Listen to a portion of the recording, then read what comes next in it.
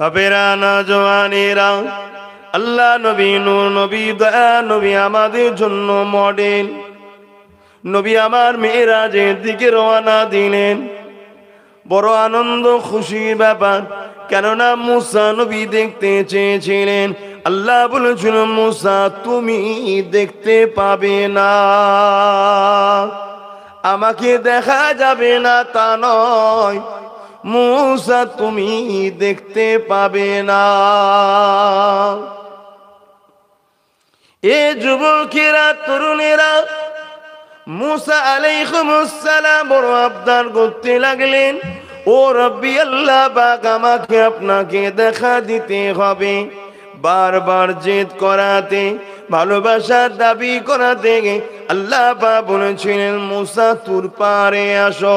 মুসা সাল্লাম তুর পাহাড়ে যাচ্ছে, আর মুসা নবী আবদার করেছে, কিন্তু আমার নবীকে আল্লাহ খোদ নিজে দাওয়াত দিয়ে নিয়ে এসেছে। এ নওজওয়ান তরুণেরা, আব্বা জানেরা, মায়েরা, বোনেরা, বোঝার চেষ্টা করেন। দুদিনের মায়ায় পড়ে আমরা আখিরাতকে হারিয়ে ফেলছি। আল্লাহ আমাদেরকে কেন বানিয়েছে এটা আমাদেরকে জানতে হবে। আল্লাহ জানিয়ে দিলেন, বান্দা বান্দি রে, আমি তোদের খালেক, আমার থেকে আপন কে হই না। এই দুনিয়ার জমিনে সবাই স্বার্থপর, একমাত্র আমি আল্লাহ আর আমার মাহবুবরা তোদের জন্য নিঃস্বার্থে কাজ করে।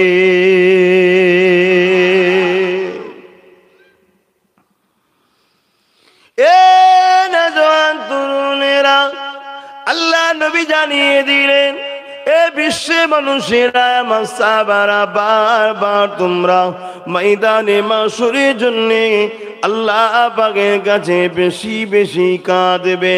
সাহাবা হুজুররা বলেছিলেন, ইয়া রাসূলুল্লাহ, হাবিবাল্লাহ, আপনি বারবার ময়দানে মাশরের কথা বলেন, হুজুর ময়দানে মাশরটা কেমন দিন হবে? এ আমার আব্বা জানেরা, মায়েরা, বোনেরা, শুনে রেখে দেন, আজ রৌদ্রের জন্য আব্বা সিদ্দিকীও ছায়া খোঁজে, আপনারাও ছায়া খোঁজেন। এই ছায়া খোঁজাটা কোনো অন্যায় আমি তা বলছি না, কিন্তু আমরা ভুলে যাচ্ছি আজকে দিনে রৌদ্রতা হলো ময়দানে মাশরের কাছে ঠান্ডা থেকেও ঠান্ডা, কেননা আজকে সূর্যটা কোটি কোটি মাইল দূরে রয়েছে। ময়দানে মাশরে মাথার এক বেগ দেখতে লেখাত উপরে আল্লাহ নামিয়ে দেবে, ওই দিন সূর্যে 12 গুণ তাপ আল্লাহ বাড়িয়ে দেবে। অর্থাৎ আজকের যে তাপ কোটি কোটি মাইল দূরে রয়েছে, এই সূর্য মাথার এক বেগ দাও পরে আসবে আর 12 গুণ তাপ বাড়িয়ে দেবে। সেই দিন কি হবে?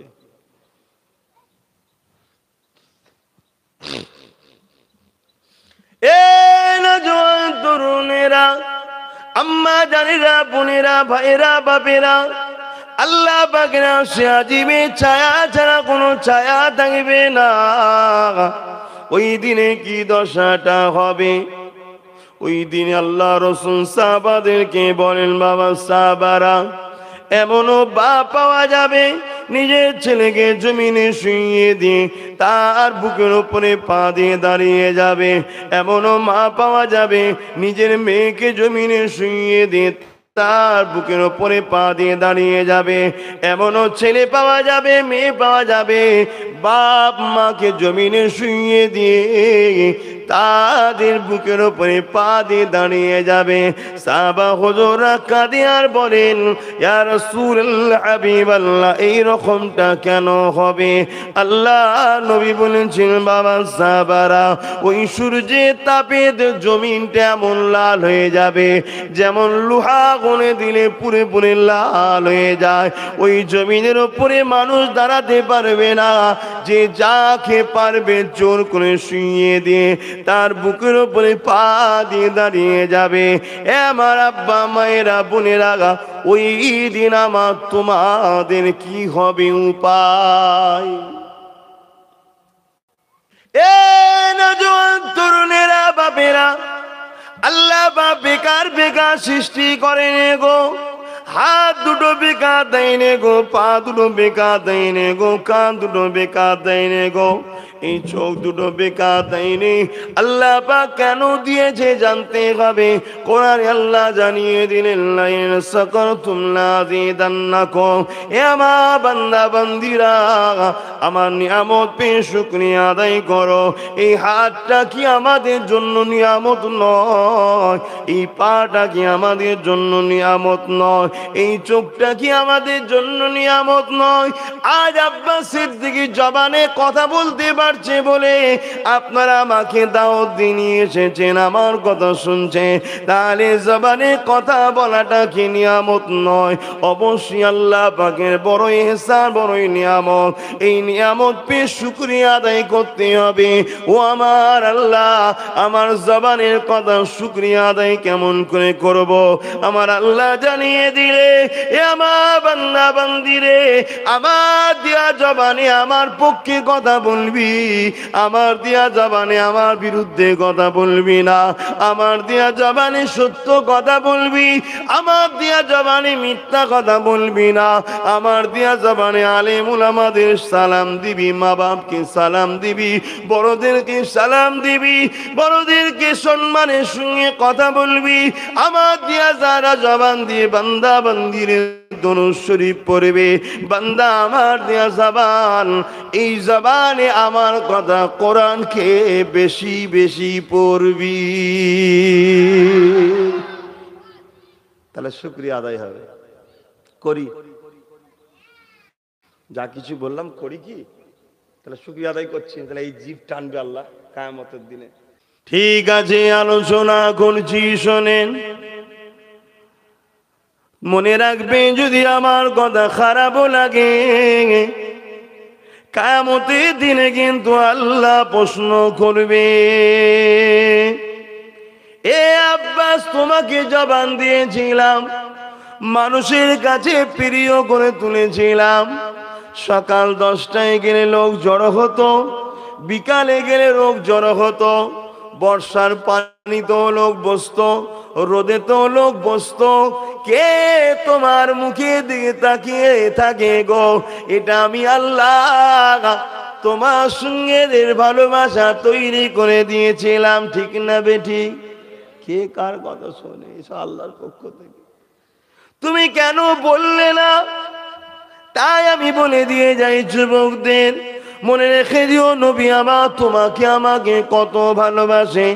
আল্লাহ নবী মিরাজে গিয়েছিলেন, আল্লাহ পাকের সঙ্গে কথা হয়েছে। কি কথা হয়েছে আল্লাহ ভালো জানে, নবী ভালো জানে।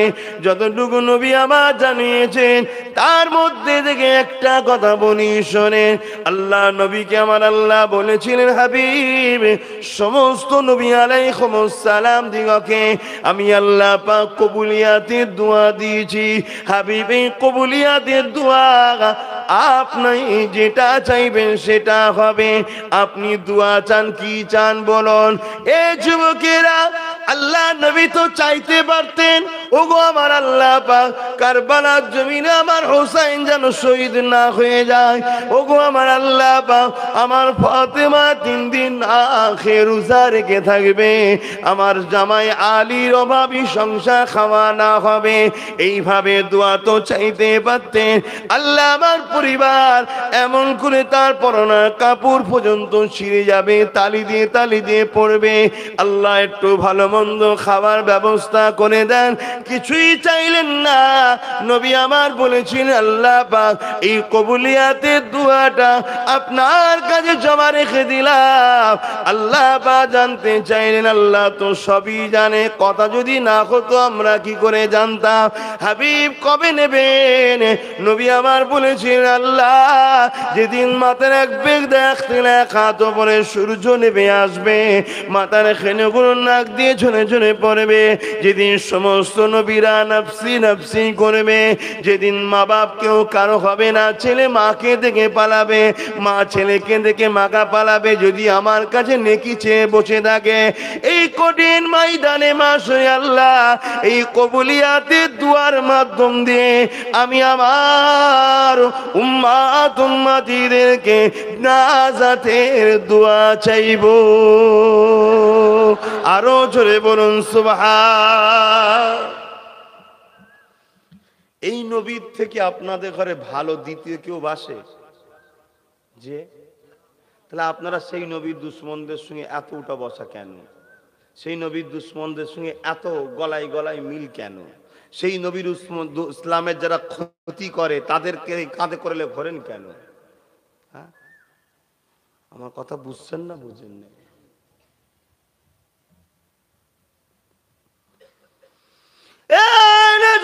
তরুণেরা মনে রেখে দেবেন, এই সমাজে যারা আল্লাহ নবীর দুশ্মন, আমার আল্লাহ পাকের দুশ্মন, তারা আমাদের ঘরে নবী থেকে আল্লাহ থেকে সরাবাদ। মুসলমান ঘরের ছেলে মেয়েরা, তরুণেরা, বাপেরা, সামান্য দুটো কথা বলে দোয়া করে দিচ্ছি, মনে দিয়ে শুনে নেন। কিয়ামতের দিনটা বড় কঠিন দিন হবে। ওই দিনে দুনিয়ার কেউ তোমার আমার হবে না। ওই দিনে হবে মুহাম্মদ রসুল হবে, আর মুহাম্মদ রসুলকে আল্লাহ পাওয়ার দিয়েছে। এ যুবকেরা, তরুণেরা, বাপেরা, তাই দুনিয়ার জমিনে তুমি যদি নবীর পক্ষে থাকো কিয়ামতের দিনে, তাহলে নবী তোমার পক্ষে থাকবে। আজ দুনিয়ার জমিনে যারা আল্লাহ নবী রেখে যাওয়া দিনকে মিটাতে চায়, তারা তোমাকে আমাকে গান ধরিয়ে রসুল থেকে সরায়, তোমাকে আমাকে জুয়া ধরিয়ে নবী থেকে সরায়, তোমাকে আমাকে মদ ধরিয়ে নবী থেকে সরায়, তোমাকে আমাকে নাচের আসরে নিয়ে যেতে চায়। কেননা তুমি আমি যাতে ইসলাম থেকে দূরে সরে যায়, তোমাকে আমাকে খেলনা ধরিয়ে দিয়ে আল্লাহর দিল থেকে সরিয়ে দিতে লেগেছে। এ যুবকেরা, তোমরা কি ভাবতে পারছো আল্লাহ পাকের রহমত থেকে কতটা দূরে তোমরা সরে যেতে লেগেছো? কেননা গান আল্লাহ পছন্দ করে না, তোমরা গানের মধ্যে জড়িয়ে যাচ্ছ। ইবলিসের চক্রান্ত এটা। আল্লাহ পাক জুয়া পছন্দ করে না, আজ মুসলমান এলাকায় জুয়াটা ভরে যাচ্ছে। এটাই তো সন্ত্রাসী, ইসলামের দুশ্মনদের চক্রান্ত। মেলা ইসলাম পছন্দ করে না, আজ ছেলে মেয়ে একসাথে মেলা হতে লেগেছে। এটাই তো ইসলামের দুশ্মনদের চক্রান্ত।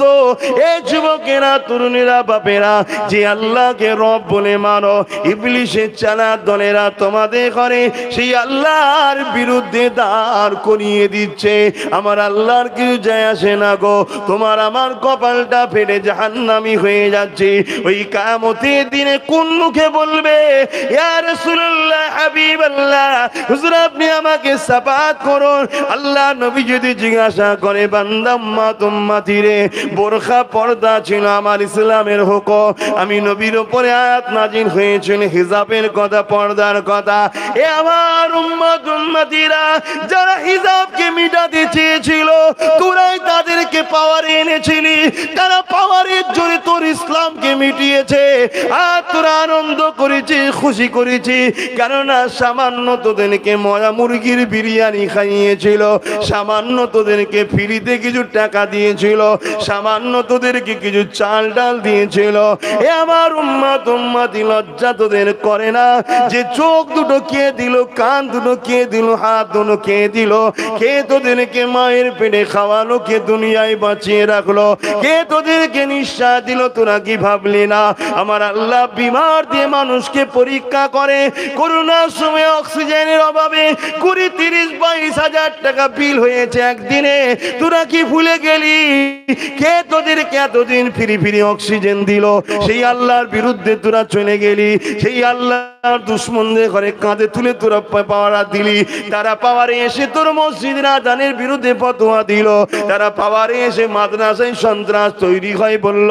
তারা পাওয়ারে এসে হিজাবের বিরুদ্ধে বলল। তারা পাওয়ারে এসে মুসলিম গরিব মানুষগুলোকে কখনো ট্রেন থেকে, কখনো ছাদ থেকে পুলিশ দিয়ে ঠেলে ঠেলে ঠেলে ঠেলে মেরে দিতে লাগলো। আজ কোন মুখে তুমি আমার দাবি করো? আজ কি ভুল হচ্ছে? ভুল হলো বলবো, কোরআন হাদিসের বিরুদ্ধে যেটা, ওটা ভুল। তোমার বিরুদ্ধে গেলে ভুল নয়, কোনো পীর সাহেবের বিরুদ্ধে গেলেও ভুল নয়, কোনো মুফতি মাওলানা ইমামের বিরুদ্ধে গেলেও ভুল নয়। যদি কোরআন আর সুন্নাহর বিরুদ্ধে যায় তাহলে তুমি 100 বার বলতে পারো, কেন তুমি ইসলামের মান্যওয়ালা, যতটা ইসলামের উপরে আমার ভালোবাসা আছে তোমারও থাকা দরকার। আর কোরআন সুন্নাহর পক্ষে যদি দাঁড়ায় তাহলে সেখানে কথা বলার তোমার ইজাজত নাই। চুপ করে শোনো, সেই অনুযায়ী আমল করে জিন্দেগি তৈরি করো, তবে আখিরাতে বেড়া পার হবে। আল্লাহ কাউকে গরিব করে পরীক্ষা করে, কাউকে ধনী করে পরীক্ষা করে, কাউকে জিতিয়ে পরীক্ষা করে, কাউকে হারিয়ে পরীক্ষা করে, কাউকে জালিম রাজার রাজত্বের অধীনস্থ করে পরীক্ষা করে। দেখি এর উপরে জালিম বাদশা বসিয়ে দিয়ে কি করে দেখি। কিছু লোক বলে এখন কথা বলার সময় আছে, পরিস্থিতি কি বুঝতে পারছো না? কিন্তু দুঃখ লাগে এই মানুষগুলোকে দেখে যে আমরা নাকি শ্রেষ্ঠ মানুষ, আমরা নাকি আশরাফুল মখলুকাত। দুঃখ লাগে। আর মনে পড়ে যায় সেই আবু জেহেলের কথা। আবু জেহেল একটা পাথর কুড়িয়ে এনেছে, হাতটা মুঠো করে বলছে, মোহাম্মদ বলো তো আমার হাতে কি আছে? আল্লাহ রসুল আবু জেহেলের হাতের দিকে এবার তাকালেন, তাকিয়ে বলছেন, চাচা যদি এই পাথর বলে তোমার হাতে যা আছে ও যদি বলে দেয় আমি কে, তাহলে কি তুমি কলেমা পড়ে নেবে? আবু জেহেল চিন্তা করছে যে প্রশ্নটাকে ধরো কড়া করে দিল, কেন আমার হাতে কি আছে আমি তো জানি, সে তো পাথর, কথা বলতে পারবেন। আবু জেহেলের চিন্তা তো মাথা মোটা, কিন্তু অ্যাকচুয়ালি আবুল হাকাম জ্ঞানীর পিতা ছিল, কিন্তু খোদার মারে ও আবু জেহেল হয়ে গেল। নবীর নিজের চাচা নয়, এটাও শুনে রাখেন, নবীর কিন্তু নিজের চাচা নয়। তা আবু জেহেল, আমি যেটা বুঝাচ্ছি মূল জায়গাটা খেয়াল করবেন আর নিজেকে প্রশ্ন করুন আপনি কে? আবু জেহেল যদি কপাল ভালো হতো ও চট করে ধরে নিত যে আমার হাতটা খালি নয়, কিছু আছে, এটা মোহাম্মদ রসুল দেখে নিয়েছে। জোরে বলুন সুবহানাল্লাহ।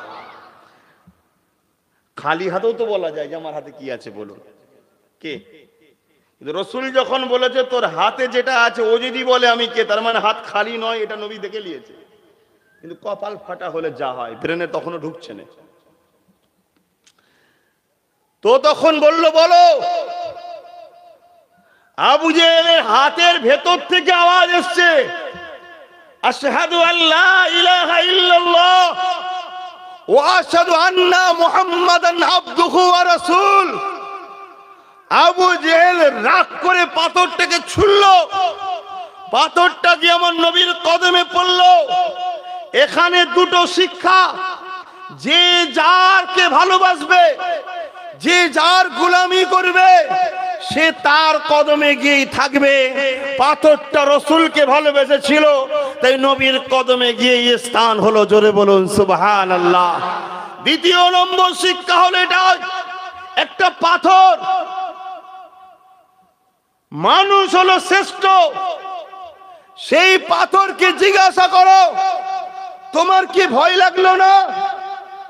তুমি তো আবু জেহেলের হাতের মুঠোয় ছিলে, আবু জেহেলের কবজায়, আবু জেহেলের দখলে।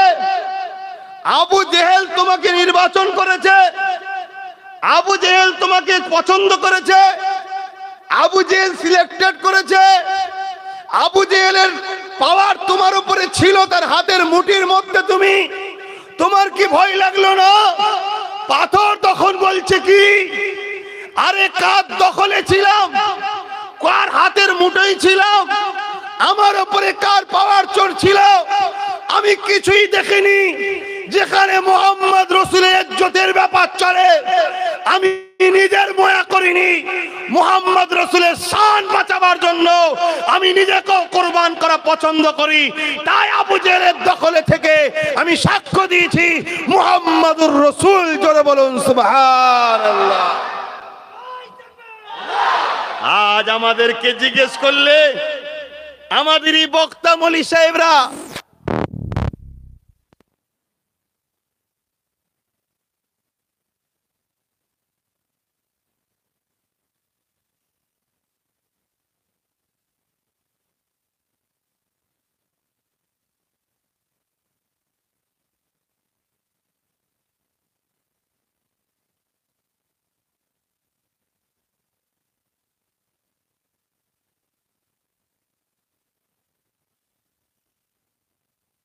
সময় আর ইফতারের সময়, তবে এখন হয় না, কারণ রিসেন্ট একটুখানি ঠিকঠাক চলছে, তো এর আমি রোজা টাইপের হয়ে গেছি। এসেছে চলছে, হ্যাঁ আমি রোজা টাইপের হয়ে গেছি। আজ যদি আপনাকে জিজ্ঞেস করা হয় আপনি কি বলছেন, আমরা কোথায় বাস করি দেখতে হবে, কি করছে বলতে হবে, নানা রকম দোহাই দেখান। মনে রেখে দেবেন মৃত্যু সবার হবে, আল্লাহর পক্ষে থাকলেও মৃত্যু হবে, ন্যায়ের পক্ষে থাকলেও মৃত্যু হবে, অন্যায়ের পক্ষে থাকলেও মৃত্যু হবে, ঘরে শুয়ে থাকলেও মৃত্যু হবে, রাস্তায় চললেও মৃত্যু হবে, মৃত্যু হতেই হবে। মৃত্যুটা বড় জিনিস নয়, বড় জিনিস হচ্ছে পরকালে আপনি ফেল করবেন না পাস করবেন, ওটা বড় জিনিস। দুনিয়ায় সারা জীবন উঠা বসা চাল চলন কথাবার্তা সব নবীর দুশ্মনের সাথে, আর পরকালে বলছো তোমরা নবীর শাফাত নিয়ে জান্নাতে যাও না, একবার কবরে ঢোকো। হ্যাঁ যদি আনিস খানের মতো কবরে ঢুকতে পারো আমি গর্বিত। আমি আনিস খানের 10 দিন পরও লাশ তুলেছিল, লাশ টাটকা ছিল, বলুন সুবহানাল্লাহ। আল্লাহর কোরআন বলছে যারা আল্লাহর হয়ে যায় তাদেরকে আল্লাহ টাটকা রাখে।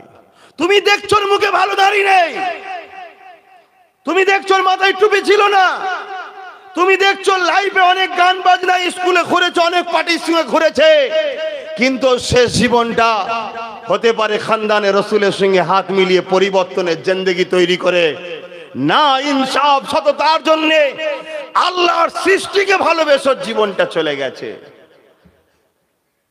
ওকে মারা হয়েছে কেন? কৃষকের হয়ে কথা বলেছে, এনআরসির বিরুদ্ধে কথা বলেছে, আলিয়া বিশ্ববিদ্যালয়ের কথা বলেছে, তাই তো মারা হয়েছে।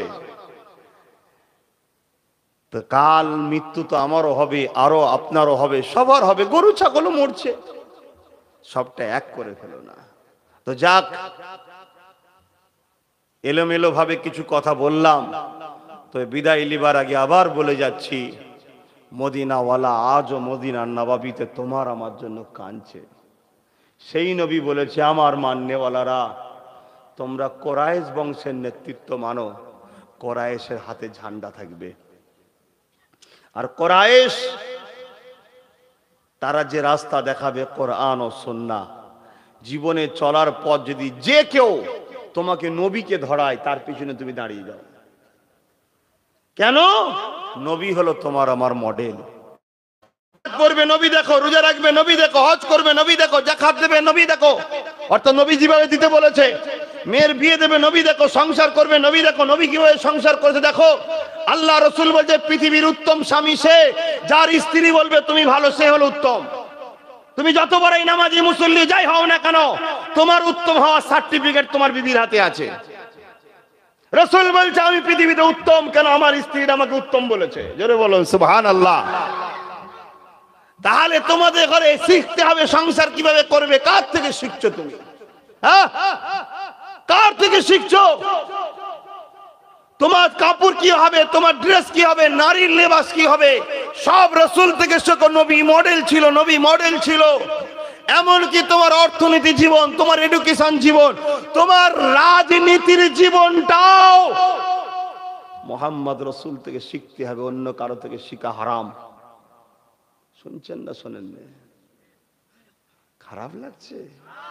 তুমি কার থেকে শিখছো?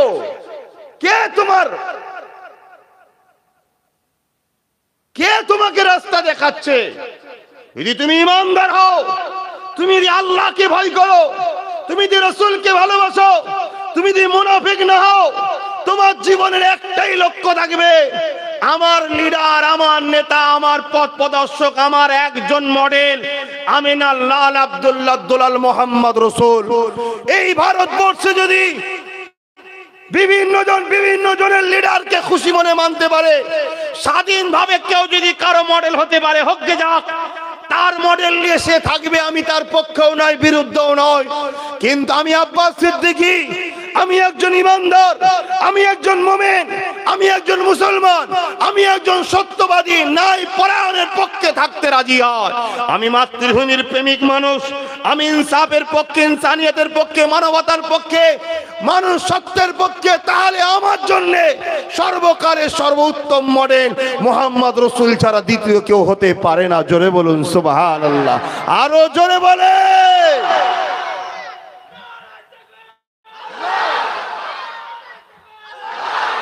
এখনো সময় আছে, কিছু মনে করো না, সময় সংক্ষেপ তাই বলতে পারছি না। আমি অনেক চিন্তা ভাবনা করে দেখেছি, আমার কওমের মানুষ পোল্ট্রি মুরগি টাইপের হয়ে গেছে। আর আমার কওমের সাথে সাথে অন্য ধর্মেরও কিছু মানুষ আছে। তো যাক, ধর্মীয় মাহফিল যখন, আমি শুধু কওমকে নিয়ে বলবো, কেন এটা আমার ধর্মীয় মাহফিল, ঠিক না বেটি? এটা সর্বধর্মীয় বা অন্য কোনো লেকচারের মাঠ নয়, এটা আমার ধর্মীয় ধর্মসভা। তাই আমি শুধু আমার ধর্মের মানুষকে নিয়ে বলবো, আমার ধর্মের মানুষরা দেখছি পোল্ট্রি মুরগি টাইপের হয়ে গেছে। পোল্ট্রি মুরগি বোঝেন?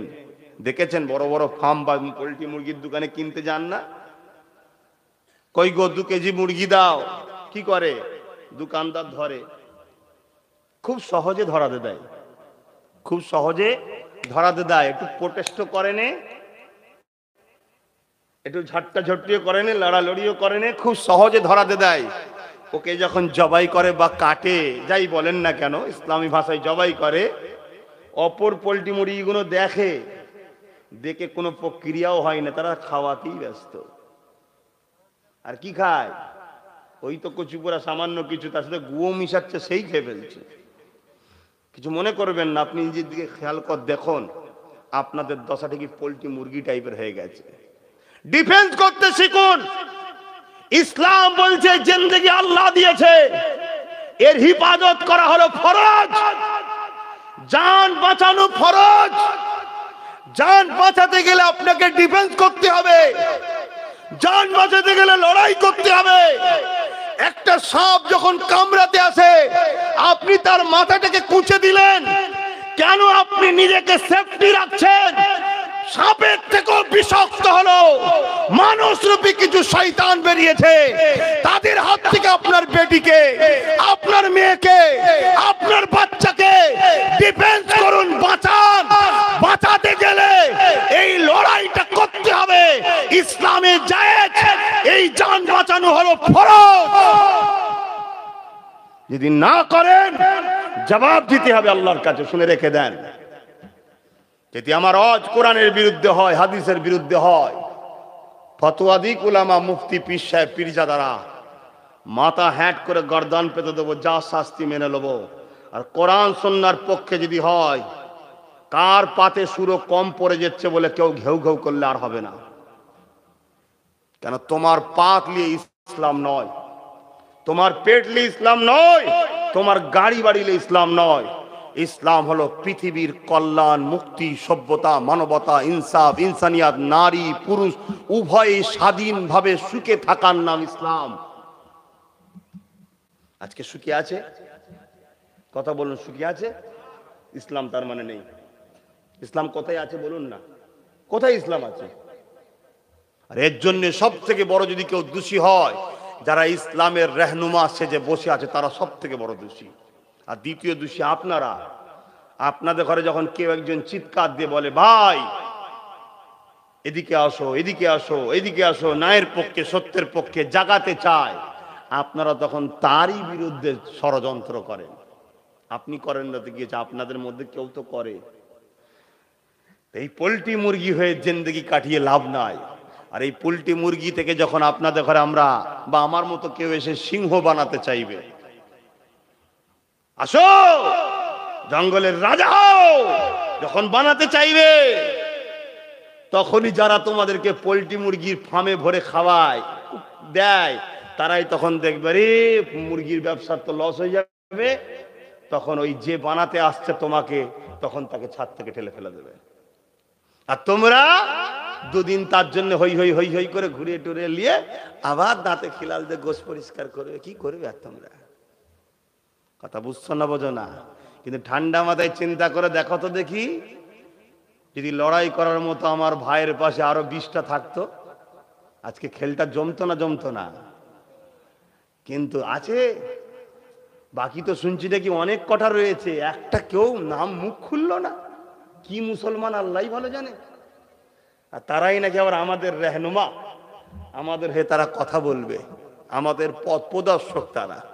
তা যেটা ভালো লাগে করো, কিন্তু আমার ইসলাম আমাকে দায়িত্ব দিয়েছে।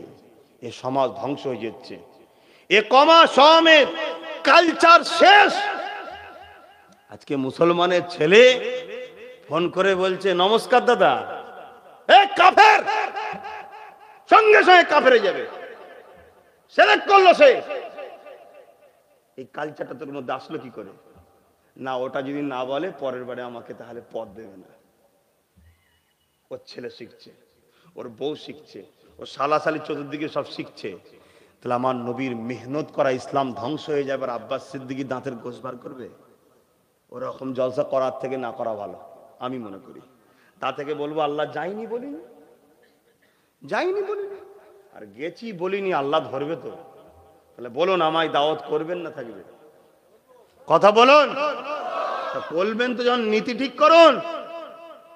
এদিকেও আছেন, ওদিকেও আছেন, ওদিকে আছেন, পুরো নলিতালা আলু টাইপের হয়ে গেছেন তো দেখছি। সাগে হাসবেন না, আমি আর কি করছি না, বাঁচাতে চাইছি। বেঁচে যদি থাকো 2 বছরের পরে তোমাদের চোখ দিয়ে পানি বেরোবে কি রক্ত বেরোবে দেখো না, 2 বছর। আর আমার তো মনে হচ্ছে 10 তারিখটা পার হোক, বুঝিয়ে দেবে হাড়ে হাড়ে, যদি ওখানে বাবা চলে আসে। 10 তারিখের রেজাল্ট হচ্ছে না, দাঁড়া তোর এই বাংলাতেই তোদেরকে শেষ করে ফেলবে। তুই কি ভাবছিস বাংলা যে বসে দিয়ে চালাচ্ছে নাকি? ওরা ডিমে চালাচ্ছে। তুমি দেখছো চালাচ্ছে, চালাচ্ছে অন্যজন। বাবা বেশি কথা বলতে যাব না, কেন অনেক বলেছি, কিন্তু এতটুকু এখনো বলে যাচ্ছি, শুধুমাত্র মদিনাওয়ালার চোখের পানি মুছার জন্য, শুধুমাত্র মদিনাওয়ালার চোখের পানি মুছার জন্য। কারণ আল্লাহ রাসূল তোমাদের জন্য আজও কাঁদছে, আজও কাঁদছে, আজও কাঁদছে। শোনো, খুব ভালো করে বোঝো কি কথা বলছিলাম যেন। নলিতার আলু টাইপের, শাক মাছ আলু পটল করেলা সবে তো থাকে, আলু সবে থাকে না, থাকে না? আলু হয়ে যাচ্ছে কেন? নীতি ঠিক নেই। হ্যাঁ, নীতি ঠিক করো। 3টে জিনিসের মধ্যে একটা যেন গুণ থাকে, 3টে জিনিসের মধ্যে একটা যেন গুণ থাকে। অন্যায় দেখলে হাত দিয়ে প্রতিরোধ করো। আনিস খানকে রাস্তা রাত ছাদ থেকে ঠেলে ফেলে দিয়েছে, পুলিশের লোক প্রমাণ হয়েছে। এই ঠেলে ফেলে দেওয়াটা নাই না অন্যায়? ক্ষমতা থাকলে হাত দিয়ে প্রতিরোধ শোধলাও। ক্ষমতা নেই, কেন ফেলে দিয়েছে, আর প্রতিরোধ দেবো কি করে হাত দিয়ে? মুখ দিয়ে আমি বলতে পারি না। 3 নম্বর হলো অন্তর থেকে ঘৃণা তো করো। যারা করেছে তাদের ঘরে ঘৃণা করা দরকার আছে না নাই? যদি এই 3টের মধ্যে কোনোটা তোমার মধ্যে না থাকে তাহলে কি হবে? আল্লাহ রসুল বলছে, আমার বাপ নয়, আল্লাহ রসুল বলছে তার মধ্যে ঈমান বলে কোনো কিছুই নাই। আর জীবনে আর একটা কথা মনে রাখবে, বন্ধুত্ব করবে আল্লাহর জন্যে, দুশ্মনী করবে আল্লাহর জন্যে, ভালোবাসবে আল্লাহর জন্য, সম্পর্ক বিচ্ছেদ করবে আল্লাহর জন্য, আত্মীয়তা করবে আল্লাহর জন্য, আত্মীয়তা বিচ্ছেদ করবে আল্লাহর জন্যে। যদি আব্বাস সিদ্দিকীর সঙ্গে লড়াই করতে হয় আল্লাহর জন্য যেন হয়, অন্য কারণে করলে হারাম, জাহান্নামে যেতে হবে। আর আল্লাহর জন্য যদি করো জায়েজ। কোন অ্যাঙ্গেলে বলো যারা আমার বিরোধী করছে আল্লাহর জন্য করছে কি? কিন্তু আমি যে সব বিরোধী করছি সবটাই কিন্তু আল্লাহর জন্য করছি। যে বলে কেন? মদ ইসলামে হারাম, এরা মানুষের বাড়ি বাড়ি মদ ঢুকিয়ে দিচ্ছে। জুয়া ইসলামে হারাম, সমাজের ছেলেদের ঘরে জুয়ার মধ্যে ভরিয়ে দিচ্ছে। সবচেয়ে বড় কথা, মানুষ জাতিকে ভালোবাসা আল্লাহর জন্যে। কেন? আল্লাহর সৃষ্টি। যে মানুষের উপর দয়া করে না আল্লাহর দয়া সে পাবে না। লা ইয়ারহামুল্লাহু মান লা ইয়ারহামুন নাস।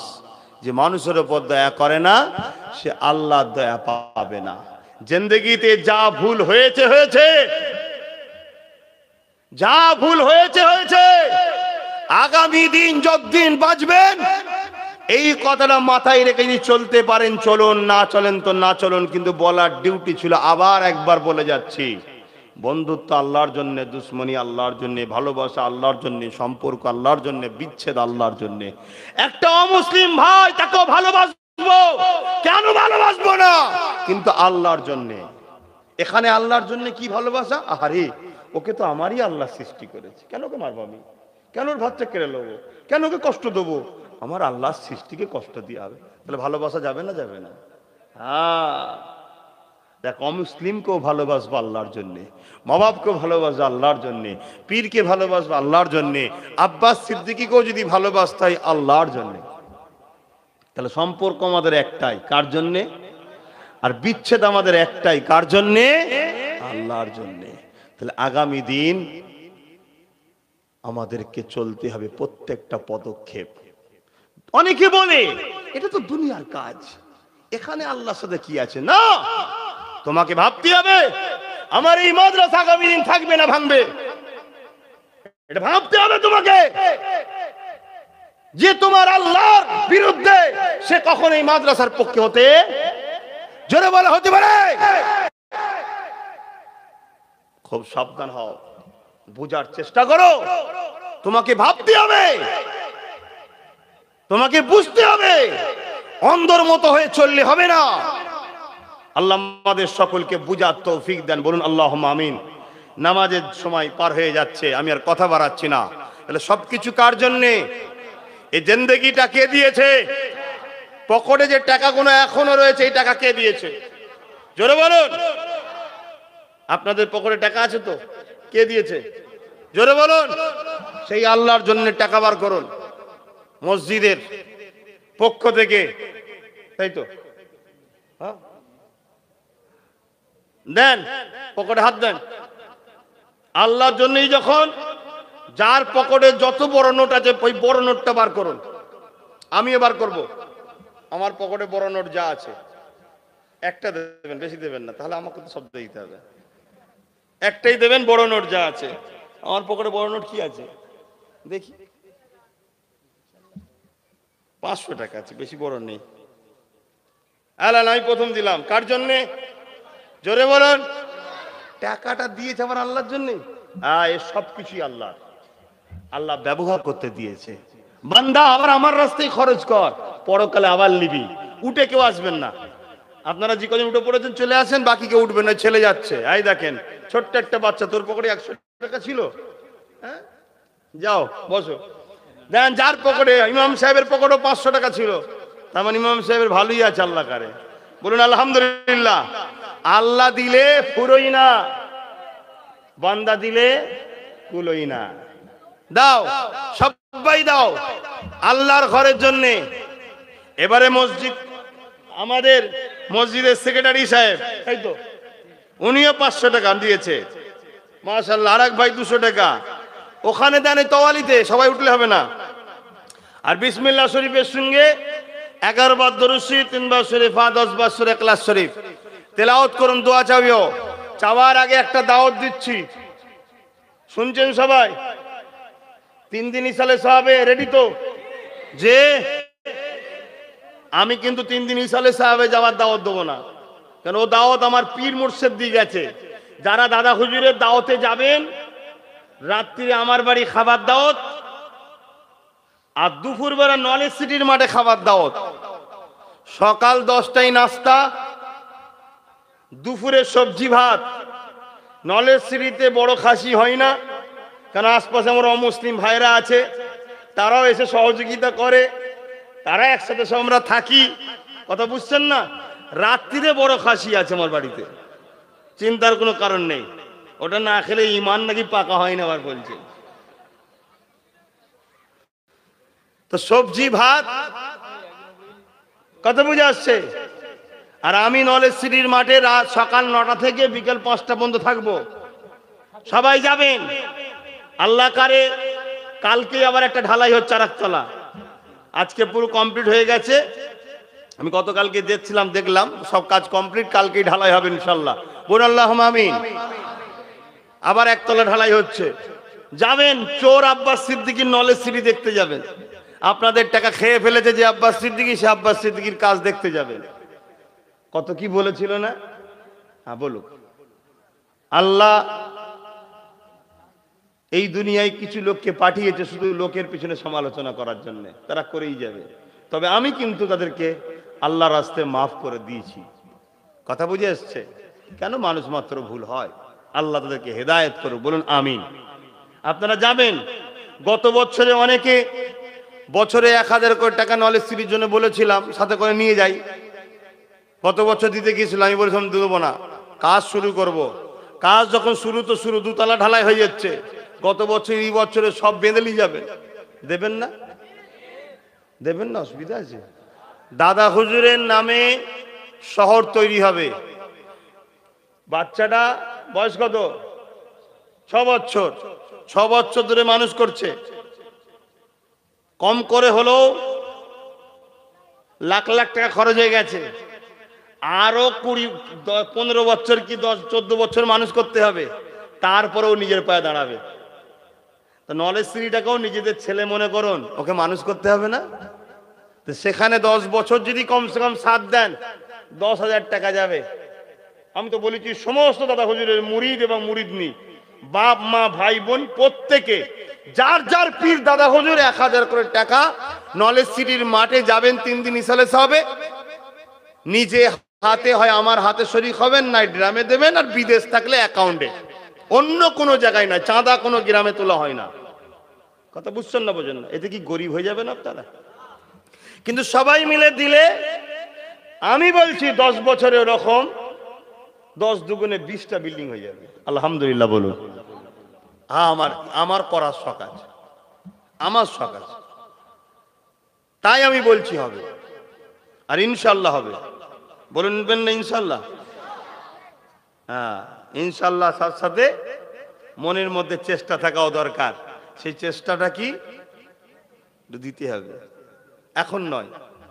নিজে হাতে ওইখানে বসবো যখন দেবেন, বা ওখানে ড্রাম থাকে আমি দেখিয়ে দেবো তাতে দেবেন, বা অ্যাকাউন্টে। 3টে জায়গা ছাড়া অন্য কোনো জায়গা নয়। অন্য কোনো জায়গা দিলে ওটাই টাকার জিম্মেদার আমি নয়। আর এই 3 জায়গার মধ্যে যেখানে দেবেন তার জিম্মেদার আমি। আপনার টাকা হিফাজতের সঙ্গে ঠিক কাজে লাগানোর দায়িত্ব ভার আমি নিচ্ছি। এলান মসজিদের কই এতে দেন। বিসমিল্লাহির রহমানির রহিম।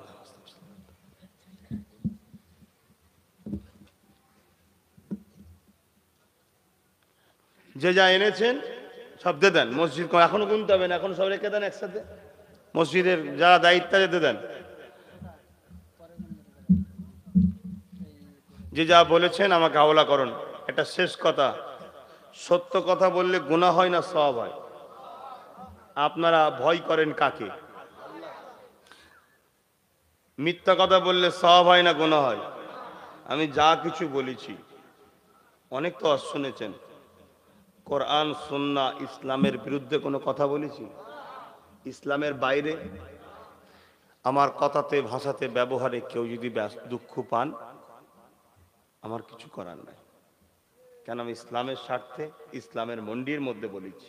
তবে ইসলামের আদর্শ অনুযায়ী আমার একটা কথা বলা দরকার। আমার ব্যবহার আখলাক, কথাতে আসাতে বসাতে স্টাইলে চিৎকার দিয়াতে কেউ যদি কষ্ট পেয়ে যান, আল্লাহ রাস্তায় মাফ করে দেবেন। এটা ইসলামিক স্টাইল, ইসলাম আমাকে বলেছে করতে হবে, তাই বললাম। আসেন বিসমিল্লাহির রহমানির রহিম।